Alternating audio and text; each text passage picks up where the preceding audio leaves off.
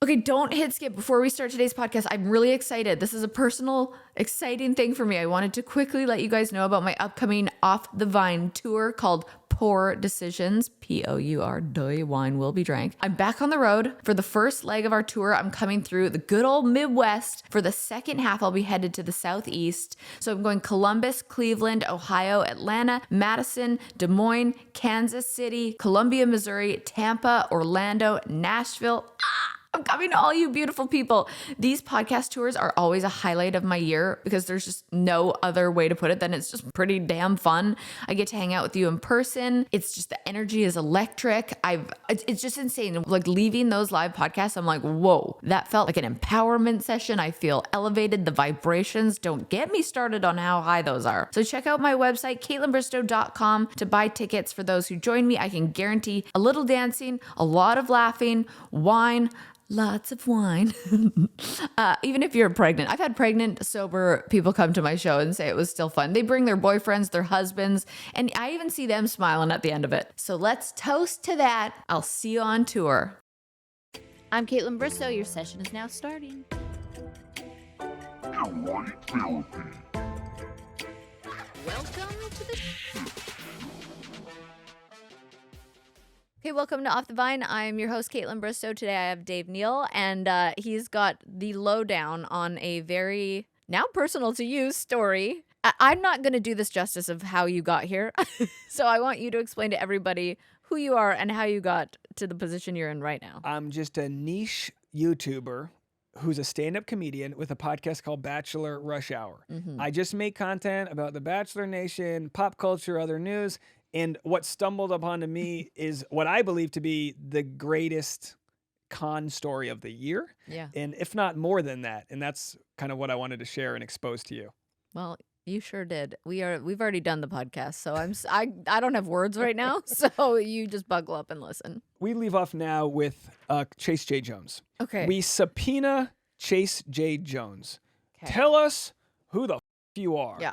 We now have the subpoena. This is great. I can bring it to Patreon and say, oh, I got your subpoena now. I got a lawyer. We paid money. Let's do it.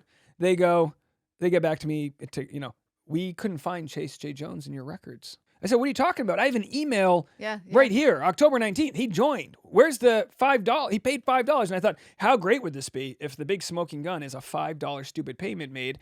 And Chase J. Jones, and again, my Patreon has blown up during this time because of people supporting me on a grassroots level. Chase J. Jones slithered into someone else's account or changed their name. We looked them up. The emails from Chase J. Jones trace back to Paris, France. Isn't that nice? Paris, France. So they're using a VPN, right? Yeah. All right, send it from Paris. You can send it from Budapest or wherever the hell. They should have chose like Georgia. They should have chose somewhere that was in the U.S. that could have been Howard University, right? Whatever. So we go, all right. Well, then we look into where their actual address is. We subpoena them for their address. It comes back to Seattle. And then you look into that P.O. box in Seattle. It's a virtual P.O. box, which means you and I could just have a Seattle address right now. You can just create a virtual address. It goes there. They scan your mail and email it to you. Who the hell is Chase J. Jones? Clearly, this guy doesn't exist. We look at the metadata. So here's what we know. We know Jane Doe sent a fake pregnancy ultrasound. Yeah. So she exported that from whatever computer she's using.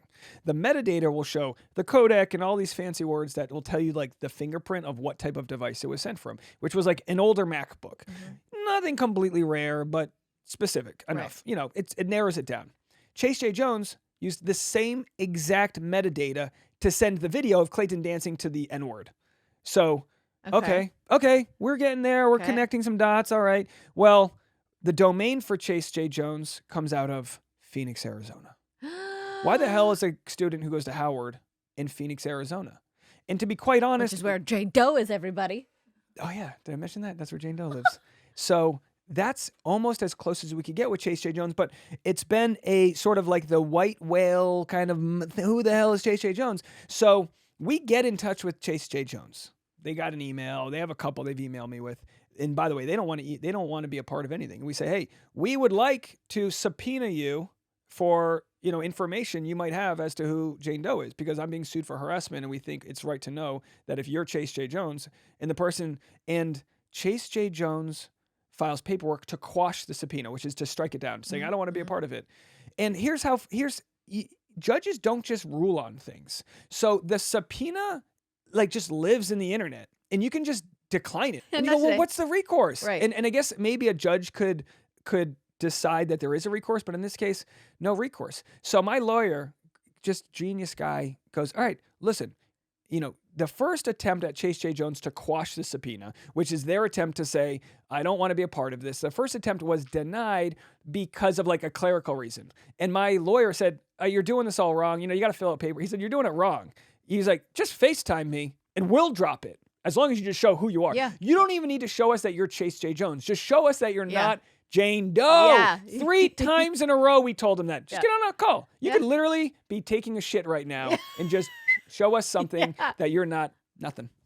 Holy shit. And that's where it stands until my lawsuit, which we'll get to, but it's a little off the timeline. Okay, and in the meantime, I get an email, or my lawyer does, saying, well, the FBI clearly finds this interesting because they're investigating Dave Neal, me. They said to my lawyer. And you're going, oh, geez, okay, we're getting the FBI involved. Like, the only thing I know about the FBI is the X-Files, right? So I'm just imagining like Dana just gonna come to Dana Mulder, whatever her name is. Mulder, Scully, right? Dana, whatever. So you get the point. So I'm like, all right, I kind of like a lady in a trench coat here. Here we go. And I'm thinking of them investigating me. And my lawyer had to contact the district attorney who said, no, we're not investigating them. But the district attorney did respond in email to her. And she basically goes, there's a guy making 80 videos about me. Don't you find this interesting? Or something like that. I don't know what she said, but on their end, they respond, we do find it troubling that he would be harassing you like this. Right. So my lawyer is like, are you kidding me? You're giving her proof. You're giving her like ammunition that my client's doing the wrong thing when you haven't even heard any evidence. She did this to Liz Neptune, who's a content creator in Florida, a black content creator. And I'm bringing race into this because there is multiple people of color that have been involved in this that she has tormented, including the contractor in Arizona who's a Native American. Different story. Okay. Different story where he had to end up paying her over $100,000 or whatever. It's a whole story. Oh my God. Not a sexual story, but a story where he was manipulated as well. That information's a whole different chapter in the book. So she did the same thing where Broward County, Florida, responded to her saying, yeah, it does sound like this content creator's harassing you. She uses that evidence. And like, they don't know that they're feeding into her game. So when I initially said, oh, I don't care if she gets a restraining order, my lawyer's like, you care because she's going to weaponize that. The way she weaponized all these other restraining orders, which works privately, but when you look at the bigger picture, you go, all right, hombre, like this ain't working. So at that point, and I don't receive this till recently, I find out that there's phone call evidence of the FBI, and it's not exactly shocking, but it's evidence that they are aware of the shit she's pulling. I get an email from her saying, Dave, if you keep doing this and I hurt myself, the blood is on your hands. And she said this multiple times. Chills. So she says this to me. I don't share it. I get this email like 11 p.m. about to go to bed. It's like Thanksgiving weekend or whenever it was. Yeah. I'm like, oh, I'm just sitting wide-eyed like, oh boy. But then I find out she did this to all of her other victims, and it's clearly Boy Who Called Wolf. But I'll play it for you right now. This is the phone call, I believe October 4th, from the FBI calling the Scottsdale police, letting them know they're kind of on to what's going on here.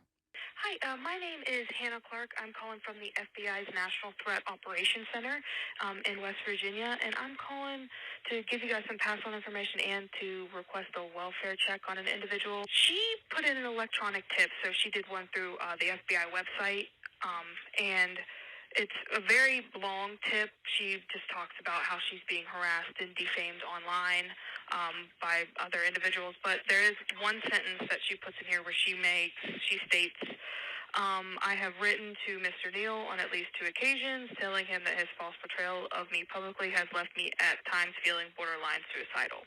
So it's for the vague suicidal comments.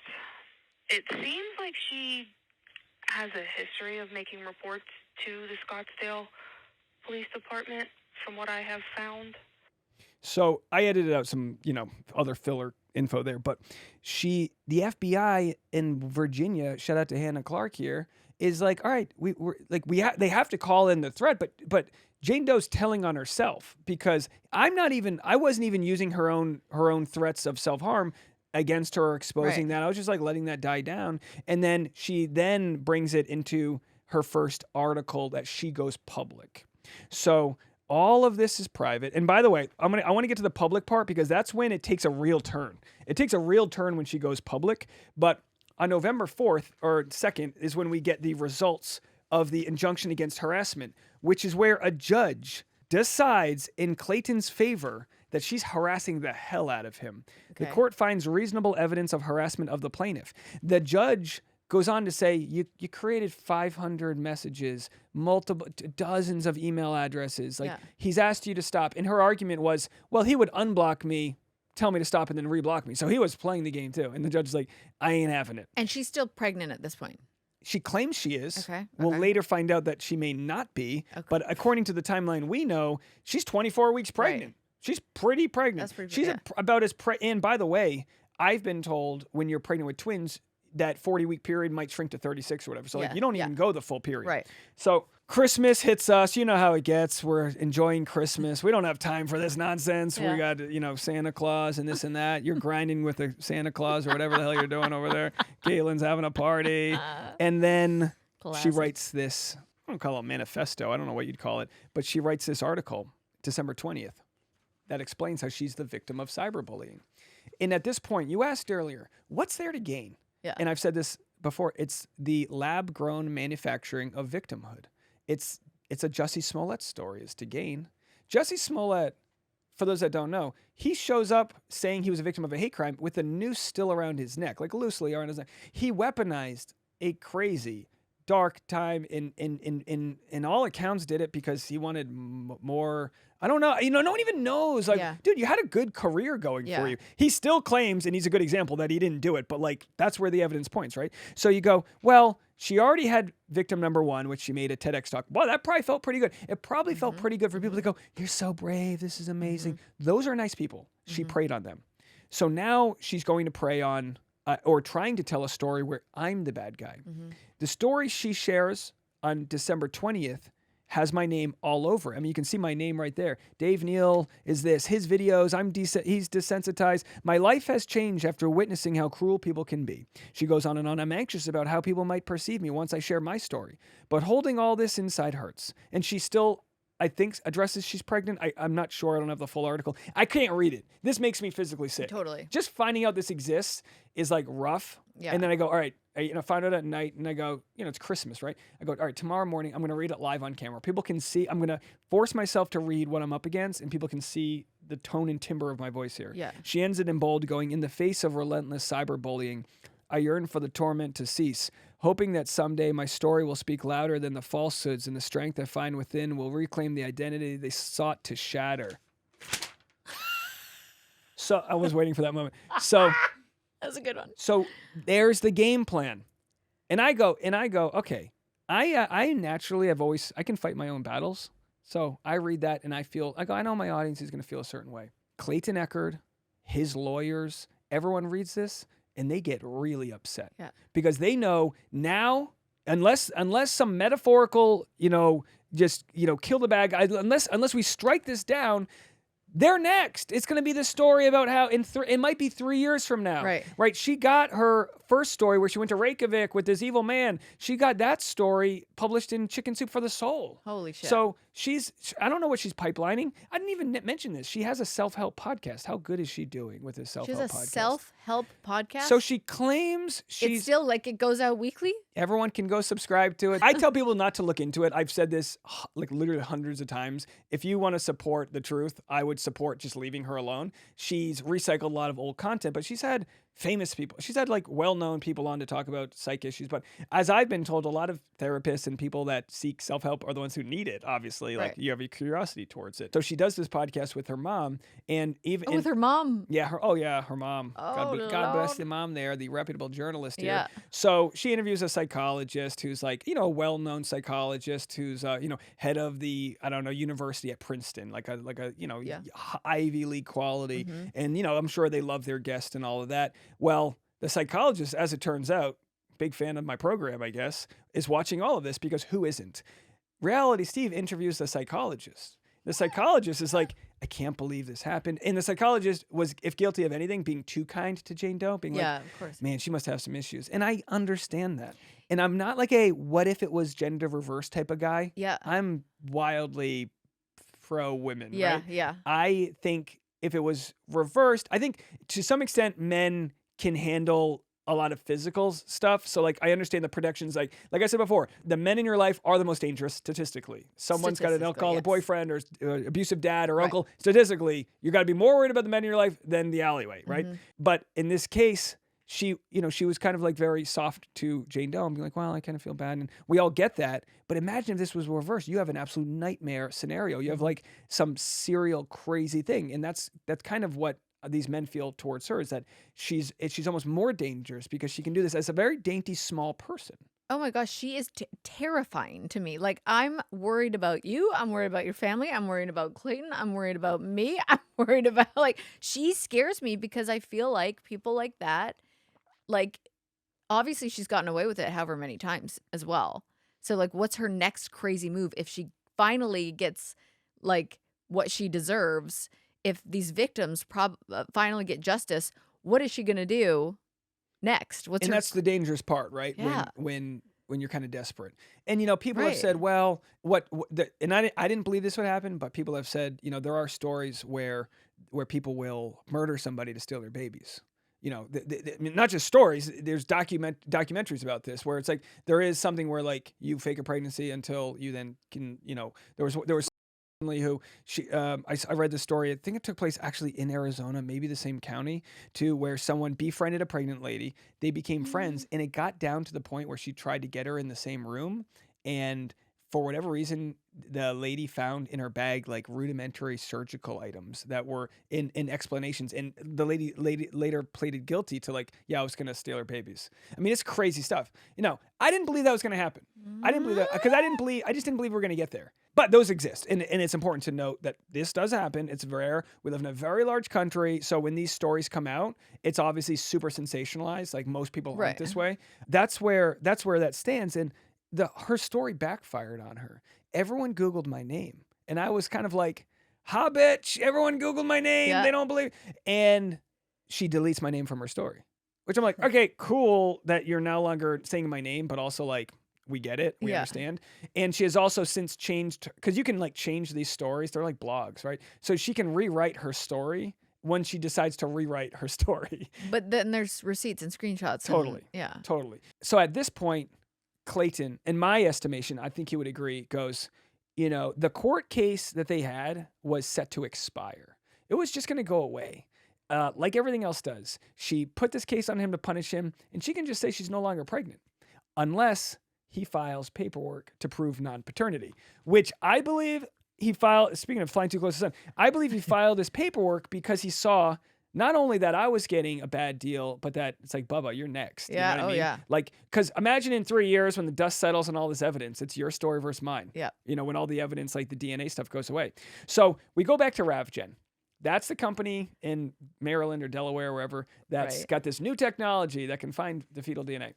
At this point, I'm coming back from the Maldives. I got my nice tan. I'm feeling good. I had all inclusive.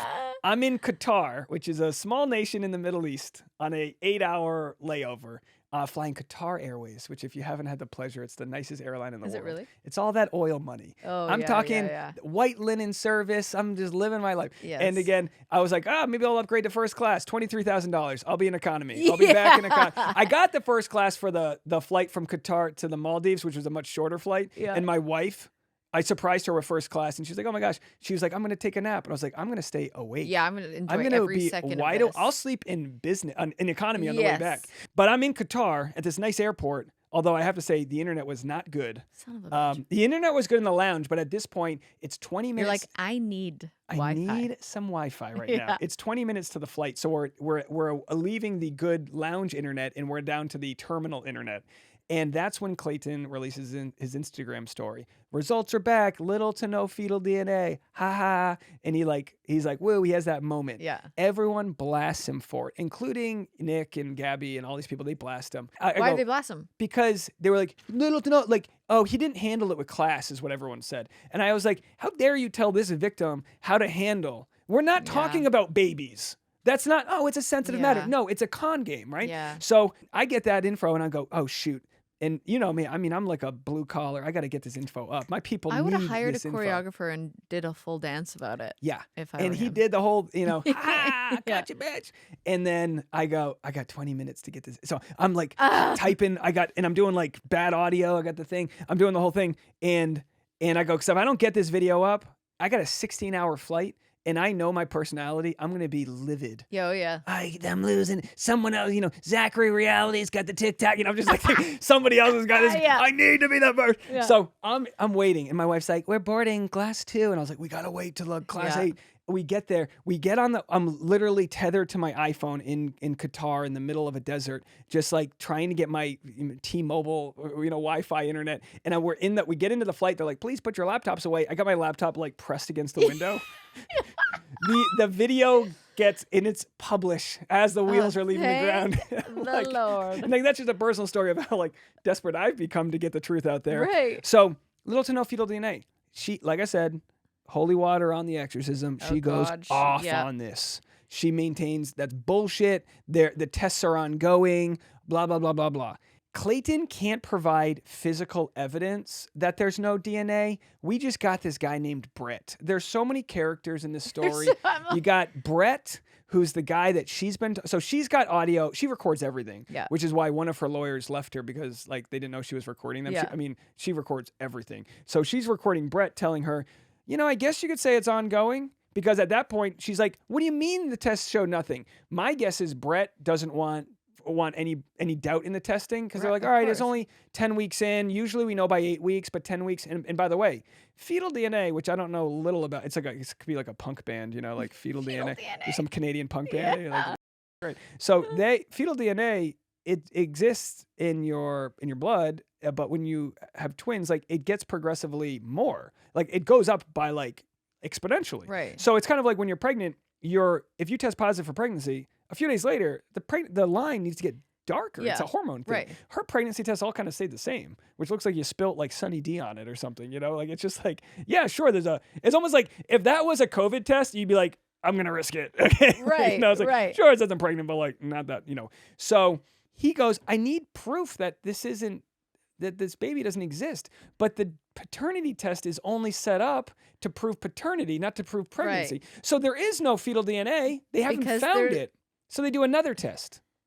And we don't get the results publicly, but we find out it's also no fetal DNA. Okay. They do another test. That test gets lost in the mail.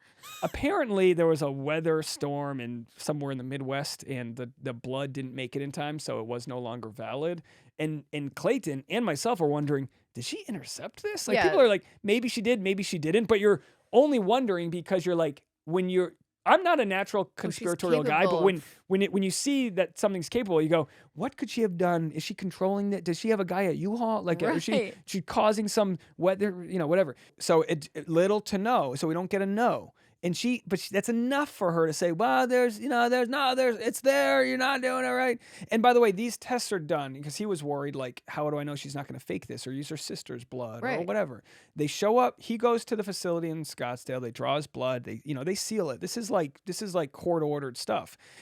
They go to her place. Oh, I'm afraid, she does that whole, that's why she does the prosthetic Zoom. I'm afraid of him. I don't want to be near him. He's my, I have a protective order. So she maintains this distance to protect herself.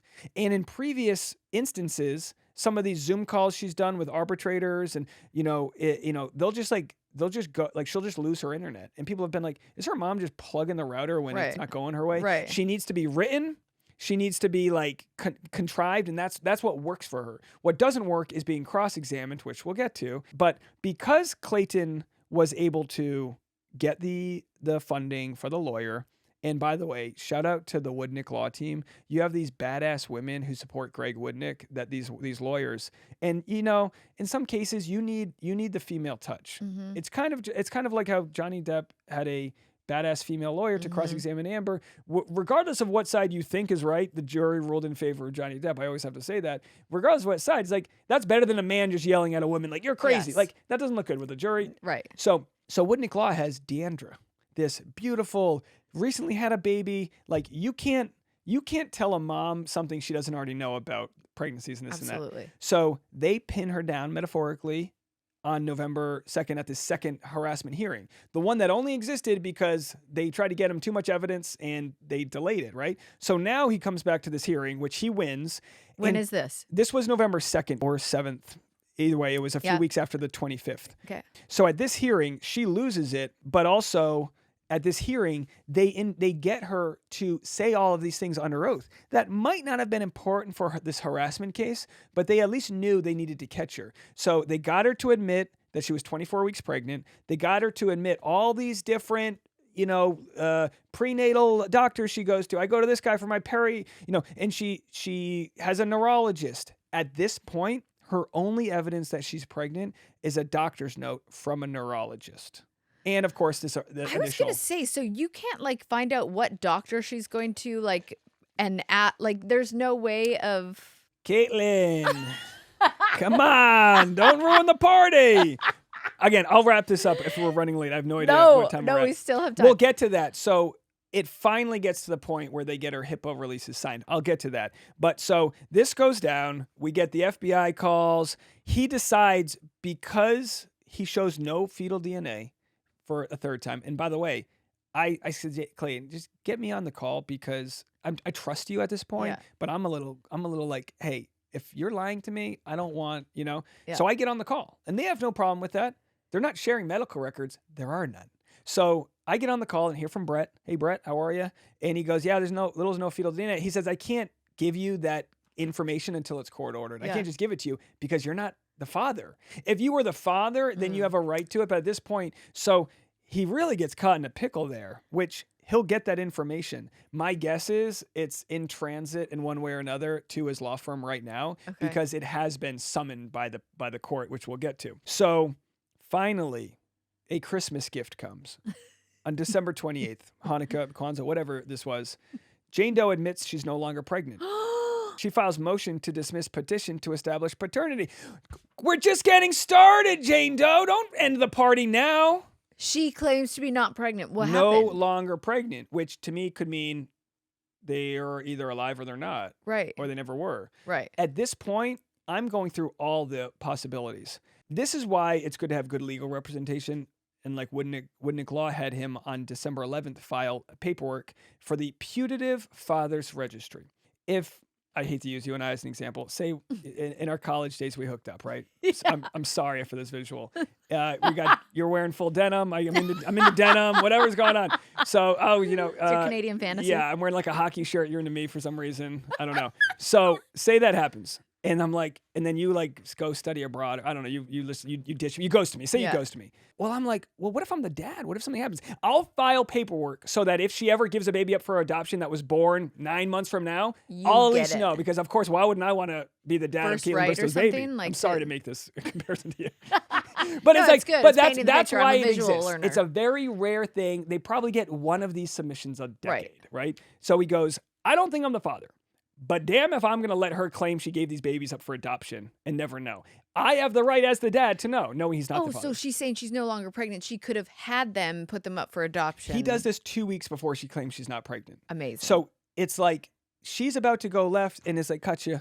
Yeah. And I've had to go, and again, it's not with pleasure, say, I think she's going to say she had a miscarriage. Right. I think she's going to say that because that's her only play right now. Because if she had stillbirth, there would have to be a death certificate. And a miscarriage, you could just say, you could make whatever claim you want to make, and it's between you and your soul, right? Yeah. But a stillbirth at 20 weeks is like, and again, this is where it becomes so offensive. I have got audience members sending me their stillbirth death certificates of their babies just to say, hey, Dave, don't open this if it's too much, but I just want you to know what goes down here, and my just heart goes for these people. Okay. And it's such a personal matter to provide them just a basic, understanding of not being made a mockery of. Right.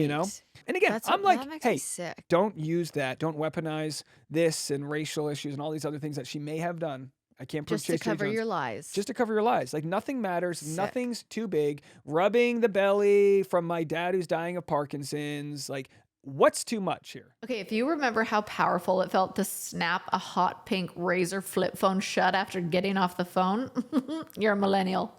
And if you're a millennial, it's time to add Clarins Multi-Active Cream to your daily routine. I only know because I am a millennial, okay? I'm not trying to insult anyone. I just understand you. You've been adulting for a while, so the daily stress of swiping left, binging the 4th season of Gossip Girl until 2 a.m. and just trying to keep your life together can cause stress aging. And actually, that is a thing. The good news, Europe's #1 skincare line has a solution that you can trust. So rooted in nature and innovated with science, Clarins has a long legacy of creating industry-first plant-forward products. Clarins Multi-Active Cream has been clinically proven to target the first visible signs of aging by smoothing lines and wrinkles, and I've been using it. I actually love the Clarins Multi-Active Cream. I use it. I do see a difference in my pores. I think that's where I see it the most is my pores. It's just evening tone and texture and strengthening the skin's moisture barrier. Now, while Multi-Active Cream can't bring back the golden age of boy bands, it can de-stress your skin.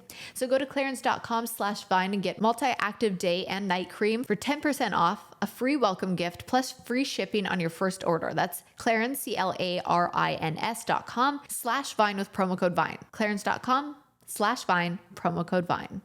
Okay, let's chat about my little secret on where I go for luxury finds that will not break the bank, okay? That is where Quince swoops in to save the day. From cozy cashmere sweaters to cotton sweaters and washable silk tops, they really do have it all. And get this, the prices, 50 to 80% less than what you'd expect. I'm gonna tell you how they do it. They work directly with top factories and they skip the middleman. Plus, they're all about ethical practices and premium quality. How amazing is that? I've been living in their Mongolian cashmere sweaters. If you've listened to the podcast, you've heard me talk about it before. Ridiculously soft and versatile. So whether I'm lounging at home or heading out with friends, they're my go-to. And knowing that they're made with integrity just makes me love them even more. So go to quince.com/vine for free shipping on your order and 365-day returns. That's QUINCE.com/vine to get free shipping and 365-day returns. Quince.com/vine. So he files a notice of claim of paternity. And, to the naked eye, you go, oh, he wants to claim paternity now? And it's like, well, now he does. Now he wants to claim that because then he can claim non-paternity. It's like, I'm claiming I want to find out what happens. Yeah. And then within 2 weeks, she's like, no, party's over. No, it's not. Her new lawyer, and again, she's been through a Rolodex of lawyers, signs on and then leaves her days later. Probably just does a simple Google search and is like, yeah, no, we're good. And when a lawyer drops you, you have to sign off on it. Your lawyer cannot just drop you unless there's some crazy reason. They can say, I got to drop my client. She's extorting somebody. This is unethical. Right. I don't believe my client. She told me the truth. I got to drop her. We don't know why Lexi Linval dropped her, but what we do know is she gave permission to Lexi to leave, which probably means Lexi's like, I know what's going on, so just give me permission or else I have to tell the court I know what's going on. That's my belief. We don't know. January 17th, 2024. Happy New Year, everybody. New year, same story. Jane is scheduled for a deposition. January 17th. She files like this late claim to have it to like quash the deposition and dismiss the whole case. It's up to the judge to decide. She wants to dismiss everything now? Yeah, she says, I'm no longer pregnant. So therefore, family court shouldn't exist. And the judge agrees with her. You're right. This shouldn't be in court anymore. But Woodnick Law had previously, like weeks earlier, filed paperwork to say, we want to argue that she should pay the bill. So because they filed paperwork over who's going to pay the tab, it now can't just be dismissed because there's a pending bill that needs to be paid. You can't just leave the restaurant. No, settle it. Who pays the bill? Right. So we're talking hundreds of thousands of dollars probably at this point of bills. I don't even know if Woodnick or them even expect her to ever pay. Right. But this keeps it alive. So judge agrees to dismiss the aspect of paternity, but now there's the aspect of who's paying the bill. And me, some layman's going like, oh, this sucks. We're not going to find the truth. No. They still argue over the truth because that decides who pays the bill. Mm-hmm. That's at least how I see it. Again, just state school education here. So January 17th, she's got a deposition. She doesn't show up. It's like they bring out the muffins. Have you ever been to a deposition? No. I was deposed once in a car accident. Oh. I was awarded a very small, I had a chronic neck injury. Some lady ran a light and knocked my car on two wheels. It was a whole thing. Oh, God. They grill you. But they also are grilling me. And I use my deposition as an example to show they're trying to see how competent I am. And could be wrong. I feel pretty competent. I feel like I'm not abusing the system, no felonies, no issues, blah, blah, blah. Feeling pretty good. And in my case, they were like, before I even left the door, they wanted to settle, and we were like, fat chance, like we're gonna get what we're worth here. But it's because they're like, do you pick up your dog ever? Oh, really? Oh, you pick up your dog? He weighs 50 pounds. Oh, you clearly aren't injured. You know, they do all this crazy stuff. of course. So they're there to rattle you. They're there to fish for information. She's like, nope, I'm not going until the judge rules on whether or not I need to go. And we're actually getting close to the end here, or the end of where we are now. So my lawsuit is still on the book. I'm like, why am I still here? I'm like waiting for what do we do? Why do I still have to do here? So she's still talking to my lawyers, being like, my lawsuit's February 8th, and I buy a completely refundable flight because at this point I've moved here. It's in LA. Right. And you can cancel the flight I bought like up to 20 minutes beforehand because I'm like, I'm not going to LA unless I need to. I got to, give my wife foot massages and take care of her and this and that, which she'll argue I don't do enough of. But, we're trying, folks. We're trying. I'm busy I'm getting, being sued, honey. I'm trying to. So she no-shows. And then after that, she writes a blog on Valentine's. Happy Valentine's Day. Here's a blog. Jane Doe posts a blog on Medium about miscarriage.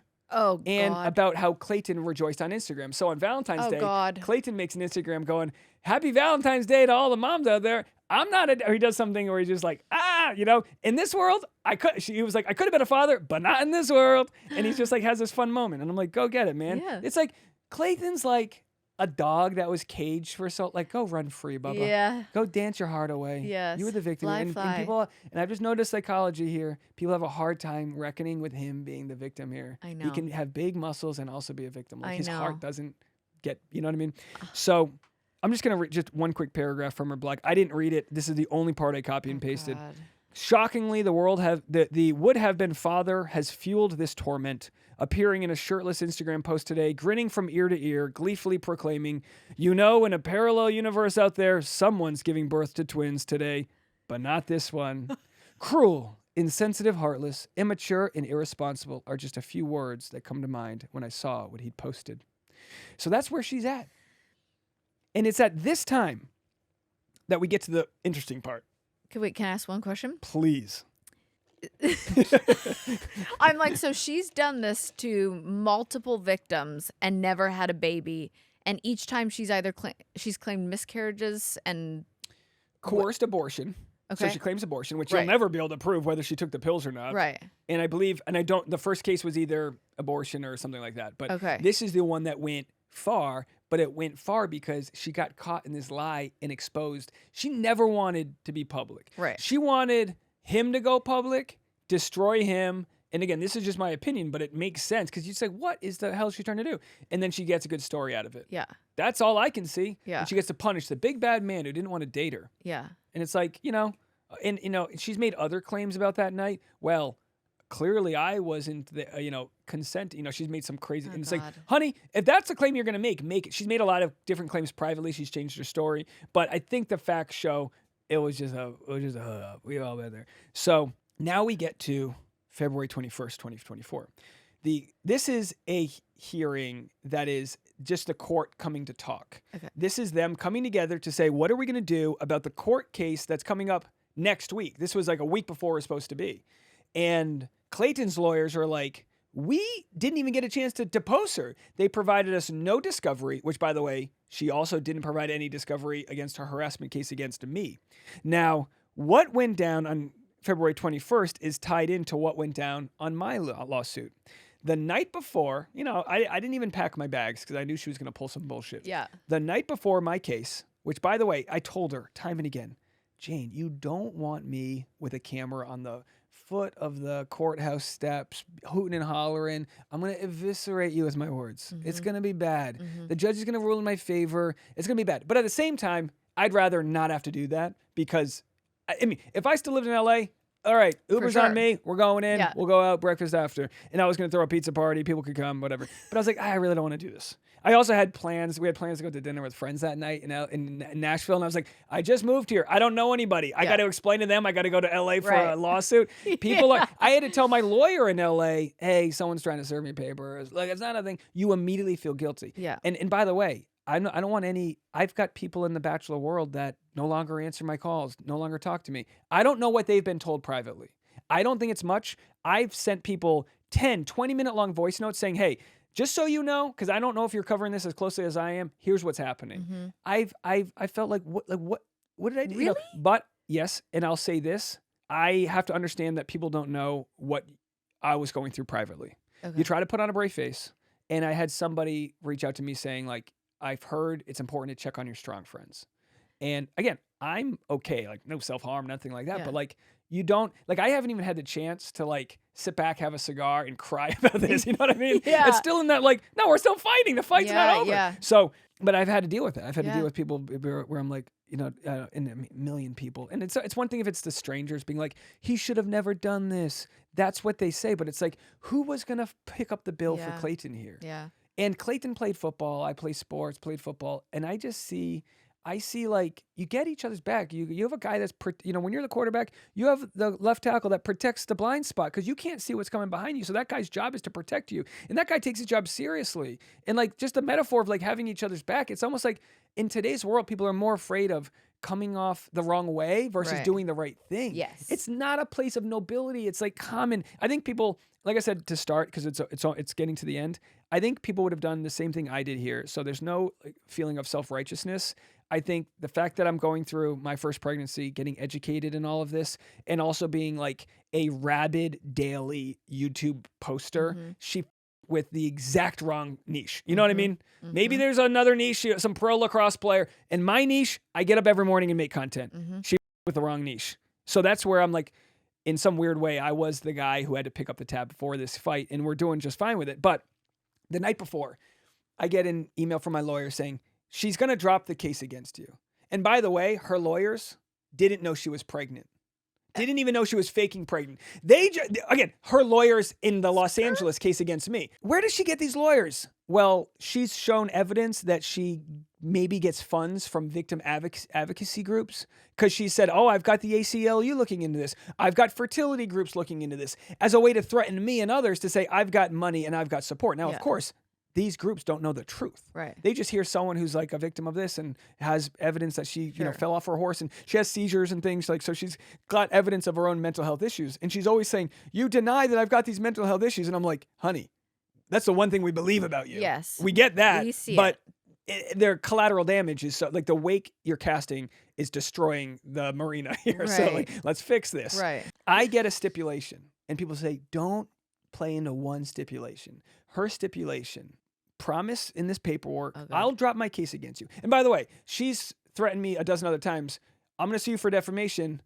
I'll drop this against you if you take all your videos down. Yeah. Essentially, all she wants from me is to take all my content down. She doesn't want this to all exist in her reality. Sorry, in my reality, there's 96 videos. Yeah. So that have got a lot of views and they're going to continue. A lot of time. Yeah, a lot going on there. Good thumbnail work. I'm getting pretty good at what I do. So I go, all right, I'll look at your stipulation. Yeah, sure, whatever. And I think about it, and the stipulation is that I am not going to incite any violence towards her, which, by the way, is illegal. Right. We know that from the January 6 hearings, inciting violence. Like, are you inciting violence or not? I've never said her name. You know, have I slipped up and said her first name or her last name? Have I played an episode where, you're allowed to do it. We could say her name nonstop. I've made a point not to because I know that'll be used against me. So I call her Jane Doe, Dodo Bird. I use I use fake images of other people when I talk about her. I try to do this, and still, all she wants is that I won't sick my audience out against her.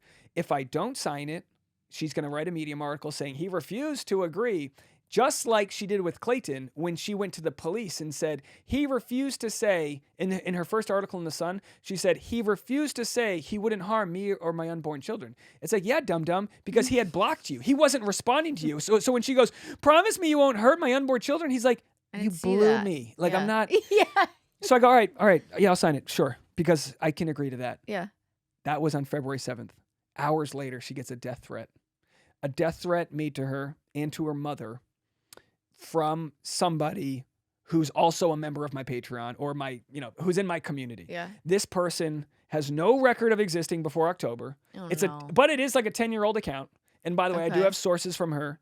I do have sources that know her and knew her back then that have said they know she's created accounts before. We know, it's common. People have a fake account. But, why would she have one 10 years old? Well, because she was doing this 10 years ago. Yeah. So you slap a new face on it. So claims to be, and again, maybe this isn't her. Either way, how convenient and ironic that hours after I sign this thing, she gets a death threat. And why would it even matter if she got a death threat? So the threat goes to her mom, but it goes to her mom's stage name, which takes us to a different address that isn't even where she lives. So she knows the threat, the lady shows the address and says something like, I'll shoot you or something or whatever. The threat, she leaves it on her page for like days, knowing it's not even going to her address. So she feels safe knowing they don't even have her right address, but it goes to a different lady with that same name on the other side of town. Now, why is this important? Why would she leave it up? Well, when she goes, and by the way, so my case is done. And now she's still suing me. She's still threatening nonstop to sue me, which she could. If she wants to take her Uber billionaire Garrett money and sue me, it'd be a hell of a lot of money to spend, but at least I've got the internet and the world understanding what's going on here. And I'm willing to bet, like I haven't pulled the Joe Rogan card, but as a comedian, we're all one step away from going on him because there's just certain giant podcasts that go, oh, you're getting right now. Yeah. And they stand for not letting that happen. Yeah. So I let her know that to know you're going to lose. It's going to cost you a lot of money and you're going to be even exposed on a higher level the more you fight this. So my case at the current point, done. Okay. She dropped it. She did write an article or whatever, and then used that information to go to the judge on February 21st when they had their sort of their correspondence with the judge to find out what to do with this court case moving forward. It's basically a pretrial hearing. She says, well, I'm getting death threats. This case needs to be sealed. So Clayton's side goes, it's supposed to be a 45-minute case. Yeah. All of this, we've been talking for a lot longer than that. How the hell, on a 45-minute case, which involves 20 minutes each way of cross-examining and this, how the hell do you even get to the truth of who's going to pay the bill? So they go, can we get 2 hours? They ask for 2 hours, and they also say, I need more time. I need more time because we don't even have any evidence from her. And this is where I can share with you the crazy information that came out of that case. On that day, the judge denied basically everything she asked for. She denied to dismiss it. She denied confidentiality. The judge said, you know what? If something seems inappropriate, I won't let the public see it. I will do it on a a la carte basis. Yeah. How nice of this judge. Yeah. And the judge knows what she's doing. The judge sounds really smart. And you don't just get to become a judge. Most judges are like very smart former lawyers. They know the system. They know how to read people. And then Jane Doe's side goes, well, we have witnesses, but they're afraid of the public outcry and the harassment. The judge goes, we will blur their faces and we can even alter their voices. We can take care of them if they come forward. Not one person has come forward on behalf of Jane Doe, except privately her mom told the psychologist who kind of turned on them, who had met them in person, who, by the way, is an expert psychologist who teaches at Princeton, a very highly sought after person. How dare you take the opinions of Reality Steve and Dave Neal? Well, I'm sorry, but it's not my opinion. Sure, I have my opinions of some things, like who's Chase J. Jones. I have my opinions of who gave the death threat. I would foot the bill for the FBI to find out who that death threat was. They're not a fan of mine. They could be some deranged person, and they also could be someone who wants the case sealed. It could be either way. We have no evidence to really pursue that. So now the judge says, we need your medical records. Clayton's side says, we want them all the way back to 2018. And her side goes, no, you only need like a few months. The judge rules, I'm going to get all of her records back to 2020. Which means Greg Gillespie, all of those records will become exposed, and all of this is going to come out here. And she goes, I'll sign the paperwork. I'll get you these records. No big deal. Her deposition set for March 1st, today. I don't know when this is coming out, but that's the day we're here. Will she be deposed? You go, well, what would happen? I guess the judge could order her in contempt and arrest her. Who knows, right? Well, on February 27th, the evening of February 27th, much like her private email to the judge's assistant in the rape coercion, she emails Greggy Woodnick of Greg Woodnick Law, Clayton's lawyer. So she goes around her own counsel, emails him and says, I need you to pass this along to your client about a possible deal or whatever. Because she can't contact Clayton. Yeah. The attachment.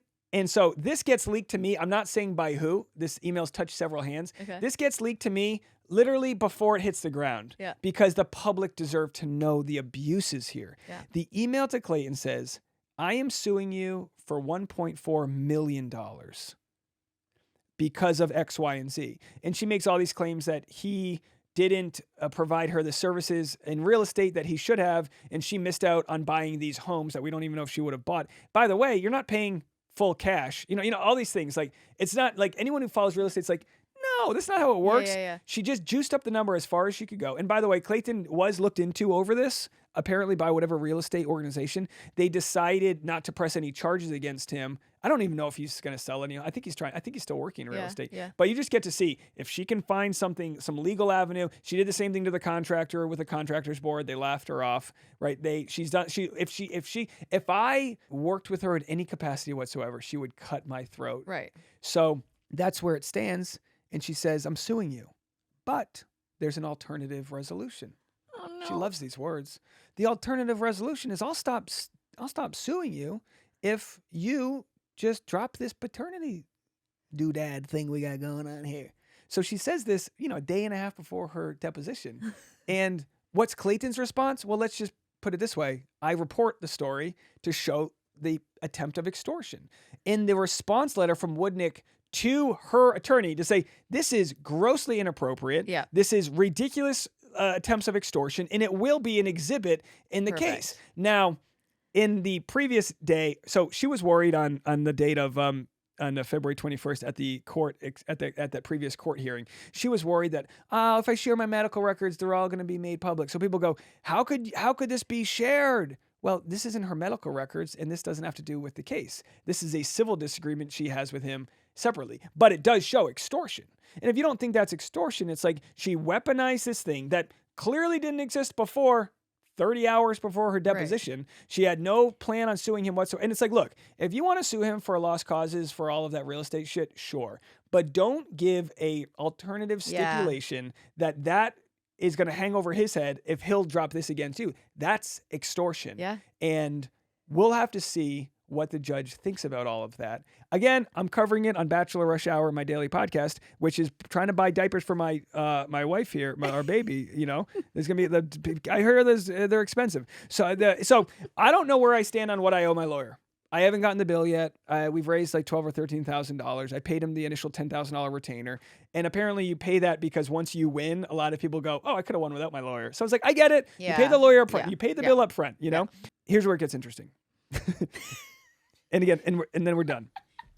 Wait, it's March 1st. Then you're just all right. You can kick off the old denim jumpsuit and call it a day. No, I'm not. So here's the end of my paperwork. Oh, God. His response, Woodnick's response to Corey Keith, her lawyer, when he says this is extortion. His response was, and by the way, 3 of the 4 medical providers say they have no records of her medical documents. Maybe it's in the 4th one.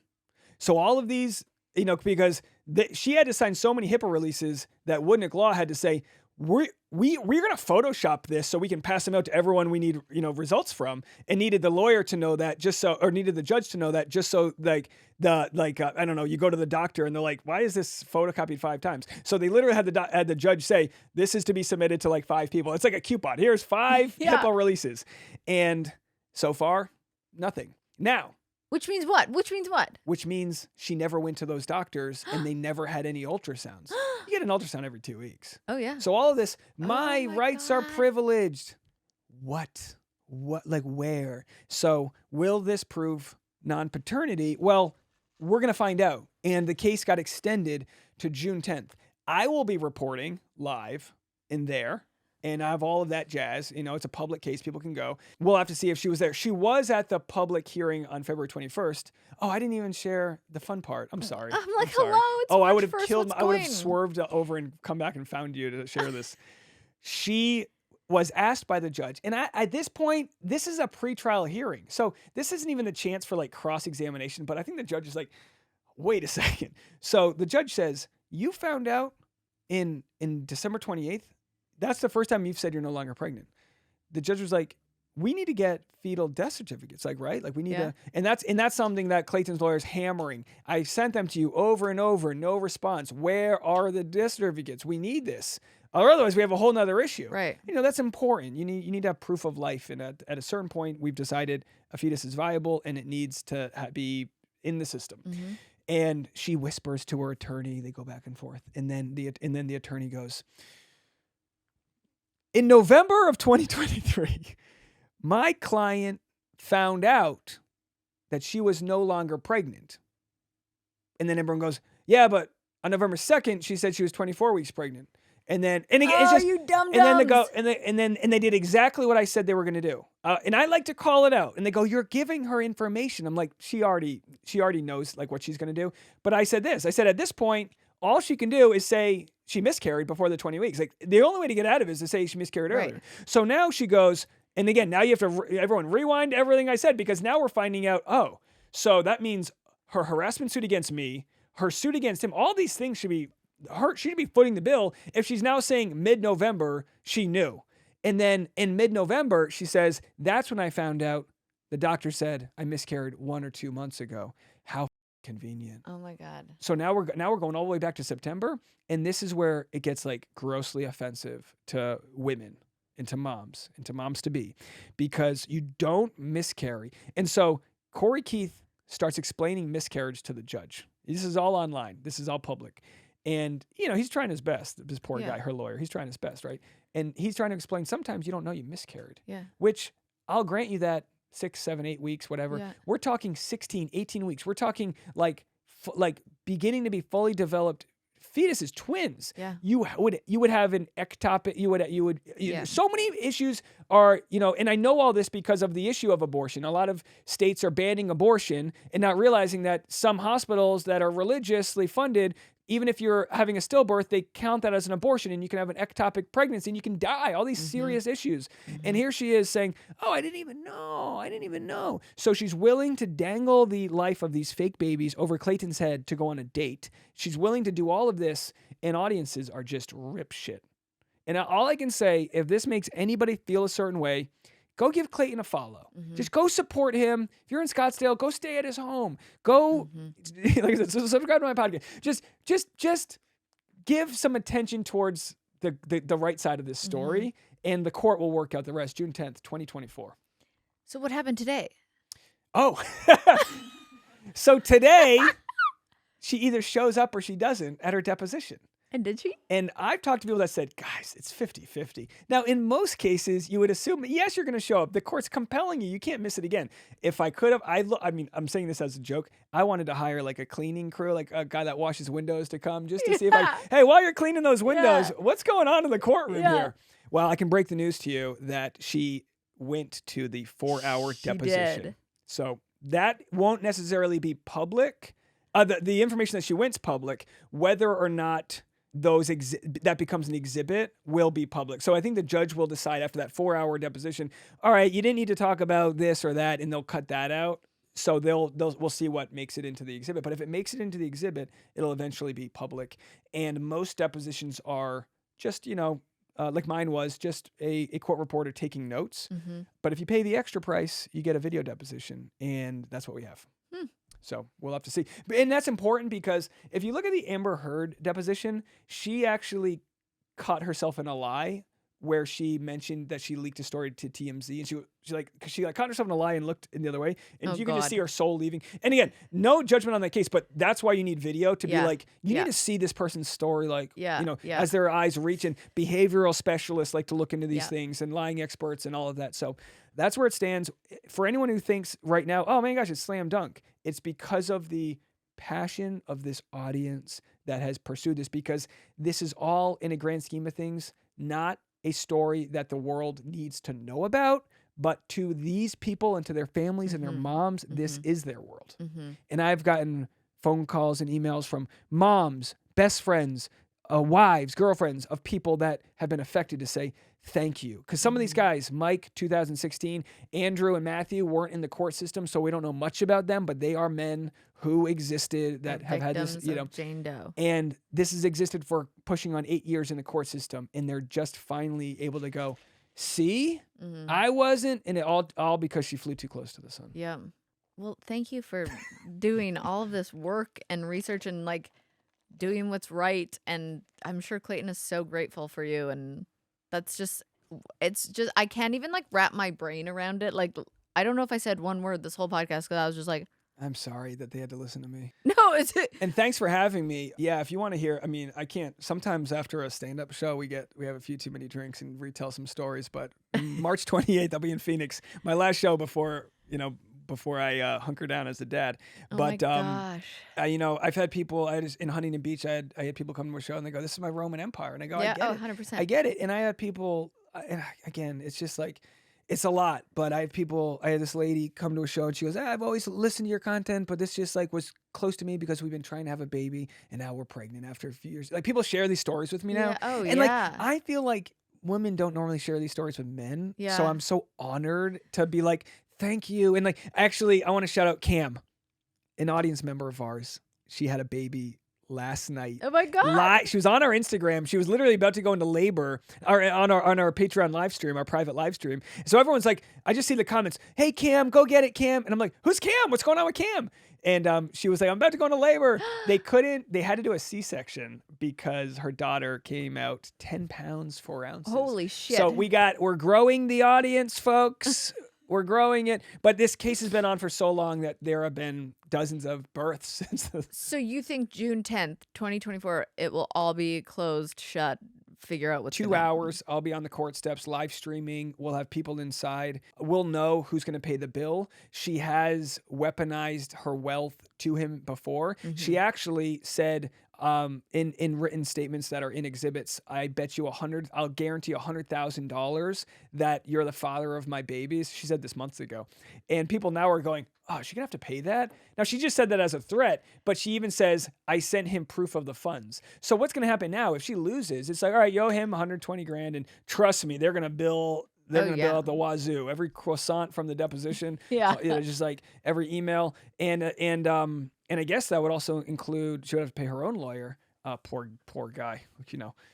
Just trying to make a buck. But they've already, people are, and again, I'm not doing this, but people are tracking like, oh, she created a new LLC. I wonder if she's moving funds around. And people are wondering, is she going to pay the bill?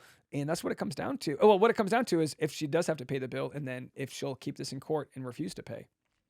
But she's proven she's got the funds for it. I'm scared of her.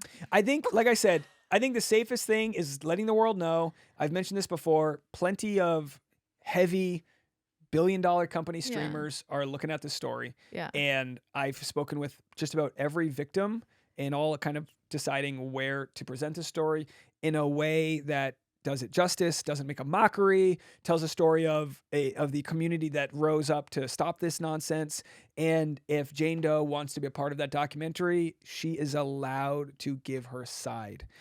Privately through sources, we've heard that her parents have considered sharing their side of this.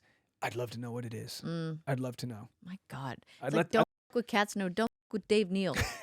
Well, no, and I can't because the flock, the amount of effort that. Don't fuck with the Bachelor Nation. That's it. I've just been kind of the guy who goes, wait. But give yourself credit for being a good journalist because you are here with the facts and you've clearly done your research and you are, I mean, I can't imagine how many hours you're putting into this. Yeah, it's been a little bit. We'll be happy when it's over. Yeah, we'll be happy when it's over, and then you'll have a new baby, and everything's gonna be okay. Yeah, we need to get our baby a little denim jumpsuit like you've I'll got get there. I'll get them. Yeah, for sure. I'll get them one. And if I ever go missing, her name is. Look up who. Yeah. We all know who it is. Google it. I thought of that today. I was like, is she gonna follow me? Like, cause I hyped this interview up, but didn't say where I was going. And like, of course, I haven't shared my address, but like, the cat gets let out of the bag. But I think being public is the best thing we can do, and that's where to live. Well, you can't Google my address. There you go. At this point, it's so obvious that you just have to call it out, so that if it happens, you go, well, see, there you go. For real. Oh my God, that's terrifying. Wow. And like, there's not even a doubt in your mind that this is. Like she completely lied about all this. I guess the question is will she hold on to this first? I mean, she lied. I mean, she's committed perjury, but she's claiming she just didn't know so we've got experts that are experts in miscarriage that are people that have written in and said, hey, I literally get hired by departments to come testify on this. Mm-hmm. There's no way she wouldn't have known she had lost these babies. I mean, my wife, you hate to even relate it to your own situation, but if you even go 2 hours without feeling your baby, you're kind of like, hey, how are you? Yeah. It's so personal. Yeah. And for her to think she can get away with it. There was that that documentary called Scamanda, where someone claimed they were had cancer for years. It became a hit documentary. It's the same playbook of hiding behind such personal. How could you dare ask? Yeah. Well, we had the balls to ask because we saw the evidence because of good-natured people, whistleblowers, showing that this has happened before. Otherwise, we might not have connected the dots. Right. It might have settled out of court. And luckily, I mean, like I said, if she never went to the Sun, Clayton might not have shared the story, and it might have just been like a dent in him. And now you get to see him just sort of free of it all. Yeah. Or becoming free of it all. And hopefully it'll mean no more victims. You know? Hopefully. Yeah, I don't know. This girl's capable of. Well, she's already attempted to change her name. Not to spook people out. The internet got a hold of it, and she ended up throwing out that court. You know, you go through the court, so she's no longer changing her name to whatever it was going to be, which we know. She changes it to Jane Doe. Yeah. So yeah, I mean, go by Jane both now. her parents have like stage names. They're not who they. But you know, so I mean, the internet's not going to let it go, and they'll just keep an eye on her and make sure that it doesn't happen again. And I mean, best case scenario is this is her bottom, and she gets some help. Maybe maybe her parents over medicated her and did some who knows. Yeah. I seek sort of like I'm begging her to give me an answer that's not just her being diabolical. Yeah. At the end of the day, I'm worried about her. Yeah, we all are. You know? But no harm towards her, no reaching out to her. People can watch this case from afar, and hopefully by the time it does go like mainstream documentary, there is some sort of outcome that's not the outcome nobody wants, which is like just ugly. Yeah. Wow. But I don't see it going in an outcome where she's double, triple, quadrupled down for years. So I don't see it changing at this point. Yeah, no. We hope. She can't now. Dude, eat some mushrooms, go into the desert, and just have a come to Jesus moment, please. Yeah, please. I know a guy if she wants. I've got a inner child work therapy retreat she can go to. There's help out there for you. I don't even mean that as a joke. Like, there's help. You should get help. And look, I make light of the parts that I can because it's how I cope with it and how ridiculous it is. Yeah. And also humor kind of shames people. And shame is a tool that sometimes needs to be used to be like, you need to stop. And the playbook's been revealed, so it's kind of like, all right, what can she do next? She's gonna claim something I did while I was performing. I will have to have security and things like that when I perform there, but I'm not gonna not live my life. Yeah, absolutely. Well, God, I'm scared. But anyways, that's how I'm ending this podcast. I'm scared. Thank you so much for coming on. You should not release an episode for like a month and just let people wonder. Kaitlyn goes out. She's like, "Oh, I just wasn't around." That sounds like something Jane Doe would do. Yeah. No, thanks for having me here. I'm such a fan, and I appreciate the platform. I'm Kaitlyn Bristowe. Your session is now ending. And if I'm being honest, I wouldn't mind a rating and review.